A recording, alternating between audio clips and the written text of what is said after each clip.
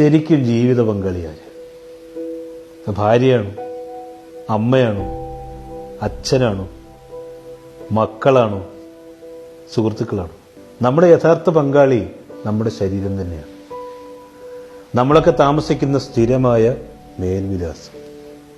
ഈ ജനനം മുതൽ മരണം വരെ എപ്പോഴും കൂടെ ഉണ്ടാവുന്നത് ഈ ശരീരം മാത്രമാണ്.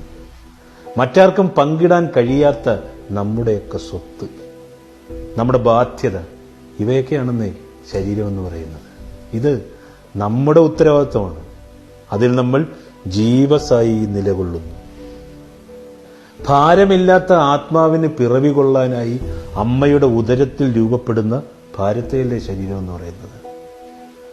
നമ്മുടെ ശരീരത്തിൽ താളം പിടിക്കുന്ന ഒരു ഘടികാരമുണ്ട്. ചുമരിലെ ഘടികാരത്തിന് കുഴപ്പമായാൽ അത് നിശബ്ദമായി പോകും. ശരീരത്തിനുള്ളിലെ ഘടികാരത്തിന് കുഴപ്പമായാൽ ശരീരം പ്രതികരിച്ചുകൊണ്ടേയിരിക്കും.